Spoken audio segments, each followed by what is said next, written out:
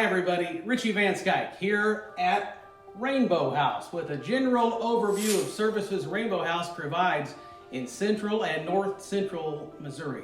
Now on any given day there are a lot of things happening at Rainbow House, and they're all happening with one mission in mind, and that is to keep children safe and to support families in crisis. We do that through prevention, assessment, and intervention in cases of child abuse and neglect. Our founder, Kathy Hughes, started all of this in 1986 in a farmhouse with that same vision in mind. And that was Mid-Missouri's only children's emergency shelter. And through the years, services have expanded quite a bit. These days, Rainbow House includes the Emergency Children's Shelter, which provides temporary housing for children who are homeless, and it helps families who need placement for their children in a time of family crisis. It also includes the Regional Children's Advocacy Center, providing forensic interviews, therapy, and advocacy for children who have been sexually abused and or severely physically abused. Rainbow House is staffed with an amazing team of professionals experienced in working with children in crisis. And we do see an increasingly greater number of families. In 2018, Rainbow House saw 540 individual children. In the year 2019, that number was closer to 700. Here, we'll take a closer look at the Children's Advocacy Center, or the CAC. Now, this is not what I do personally. The CAC is made up of extremely skilled professionals, forensic interviewers, multidisciplinary teams, child advocates, and physicians. The CAC, this one, is one of 15 in the state of Missouri, and here at our CAC we serve 11 counties in Missouri. Those counties are Adair, Audrain, Boone, Callaway, Cole, Cooper, Howard, Macon, Monroe, Randolph County, and Shelby County.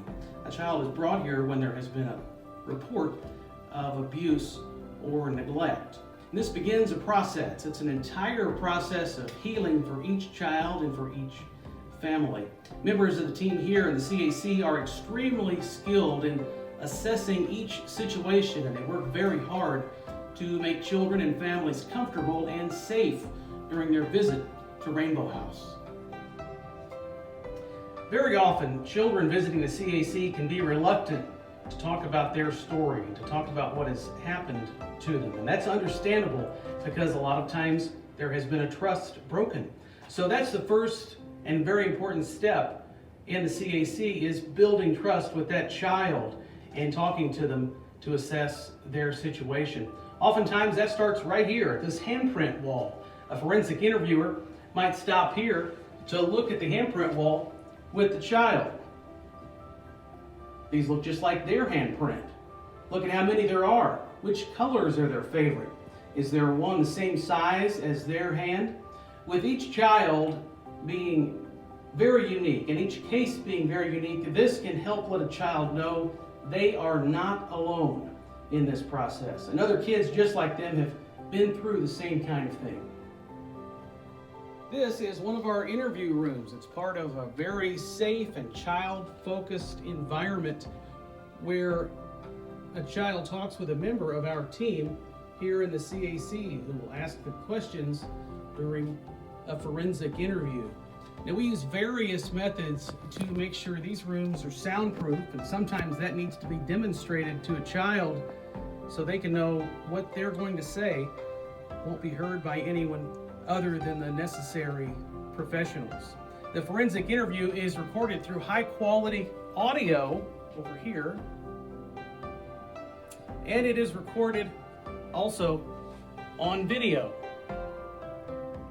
These recordings, when necessary, are used in court. It eliminates the need for a child to tell the story multiple times, and sometimes in a very different and intimidating setting like court. Every effort is always made for the children to only tell their story the one time.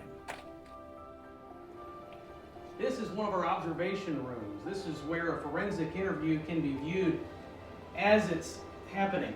The CAC uses a multidisciplinary team approach, an MDT approach. That means the CAC works with the investigative personnel from law enforcement, child's division, juvenile office, and prosecuting attorney's offices. And some or all of these MDTs might be observing the forensic interview as it's happening in one of the rooms like this one. This helps the team coordinate the best ways to respond to allegations of sexual abuse to a child or severe physical abuse to a child, and it helps them determine how to help each individual child.